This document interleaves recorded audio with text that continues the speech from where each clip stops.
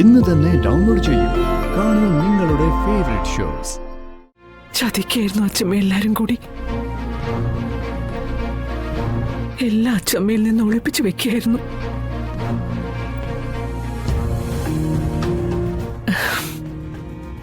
എന്റെ വിഷ്ണുവിന്റെയും ശാലിനിയുടെയും മക്കൾ. അയ്യോ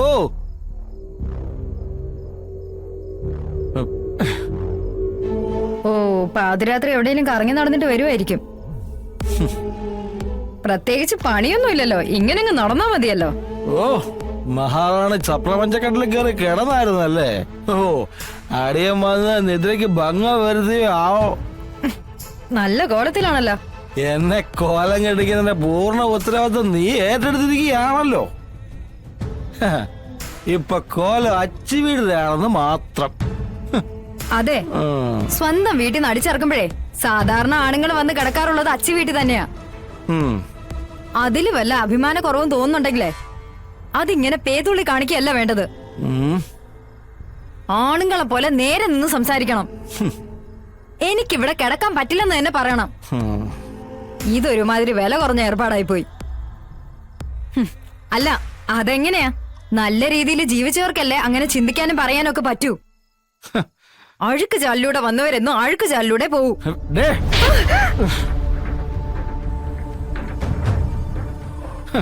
അഴുക്ക് ചാലിൽ കൂടെ വന്നെന്നോ?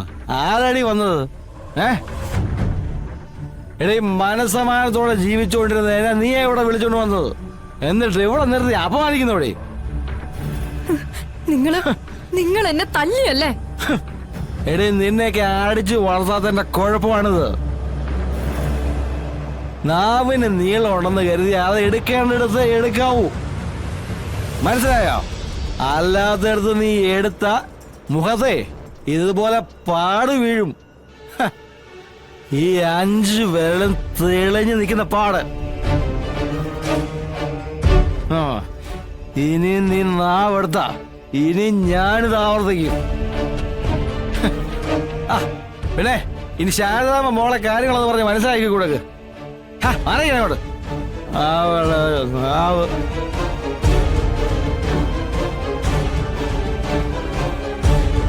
ഇതിന്റെ വല്ല ആവശ്യവും നിനക്കുണ്ടായിരുന്നോ?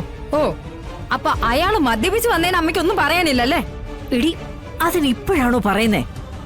ഇപ്പൊ പറഞ്ഞിട്ട് കിട്ടിയല്ലോ. ബോധമുള്ള ആളോടാണ് കാര്യങ്ങൾ പറഞ്ഞു ബോധ്യപ്പെടുത്തേണ്ടത്. പക്ഷെ പറയുന്ന ആൾക്കും ആ ബോധം വേണം. നിനക്കതില്ലാതെ പോയി. ഓ, അല്ലെങ്കിൽ ഒടുവിൽ എല്ലാ കുറ്റവും എന്റെ തലയിൽ വരുമല്ലോ. ശ്യാമേ, നീ ഒരുപാട് കാര്യങ്ങൾ ജീവിതത്തിൽ പഠിക്കാനുണ്ട്. ഒരു ദേശത്തിന് കിണറ്റി ചാടിയ 9 ദേശത്തിന് കിണറ്റിന്ന് പൊങ്ങാൻ നോക്കിയാലും പറ്റില്ല. എന്റെ പൊന്നു മോള്, ഇനിയെങ്കിലും അത് മനസ്സിലാക്കി ജീവിക്കാൻ നോക്ക്. ഇല്ലെങ്കിൽ നിന്റെ ജീവിതം കൈവിട്ടു പോവും, അത്രേ ഉള്ളൂ. പിന്നെ അവനോട് പറയാനുള്ളത് അത് ഞാൻ രാവിലെ പറഞ്ഞോളാം.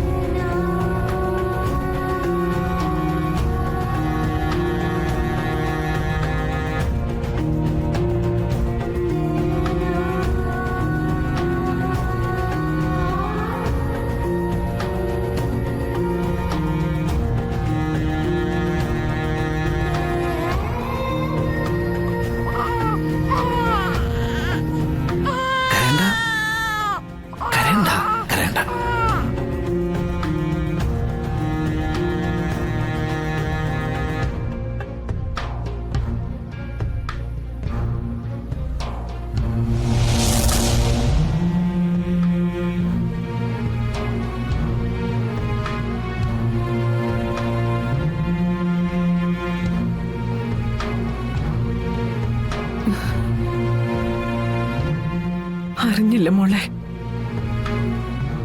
നീ എന്റെ വിഷ്ണുവിന്റെ ചോര തന്നെയാണെന്ന് അച്ഛമ്മ അറിഞ്ഞില്ല.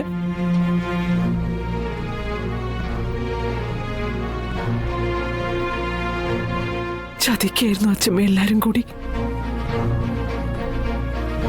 എല്ലാ അച്ഛമ്മയിൽ നിന്ന് ഒളിപ്പിച്ചു വെക്കുകയായിരുന്നു.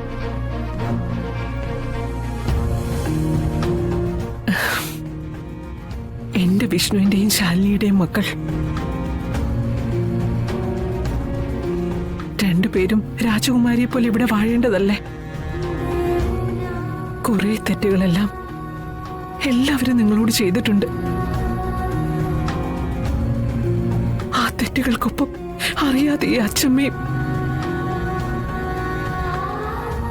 എന്തിനായിരുന്നു ഈ പാപമെല്ലാം എന്റെ തലയിൽ കൊണ്ടിട്ടതെന്ന് എനിക്കെന്റെ മകനോട് ചോദിക്കണമെന്നുണ്ട്. നിങ്ങളുടെ അച്ഛനോട്.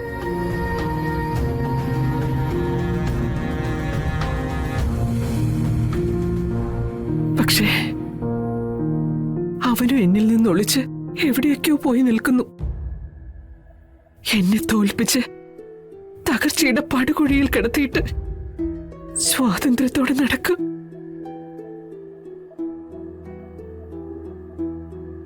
നടക്കട്ടെ.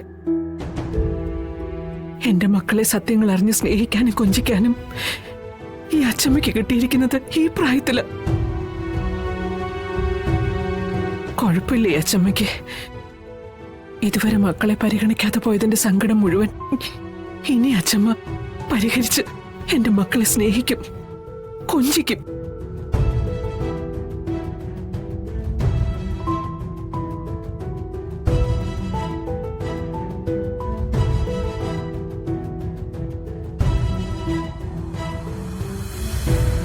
ഈ ഒത്തൊരുമയും സ്നേഹവും എന്ന് നിങ്ങൾക്കുണ്ടാവണം. രണ്ടുപേരും പരസ്പരം സഹായിച്ചും സഹകരിച്ചുമേ വളരാവൂ.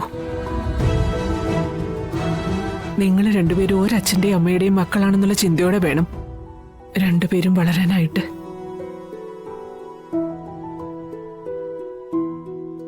ഒരാൾക്കൊരാളെന്നും തുണയാവണം.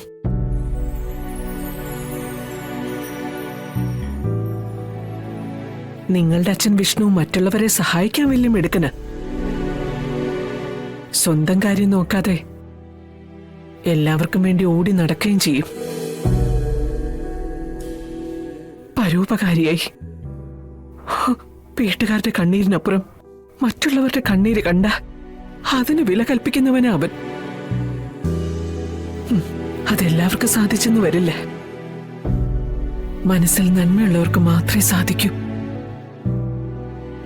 അങ്ങനെ സ്നേഹവും കാരുണ്യവും നന്മയൊക്കെയുള്ള ഒരച്ഛന്റെ മക്കളാ നിങ്ങള്. ആ സ്വഭാവം നിങ്ങളിലും ഉണ്ടാവണം.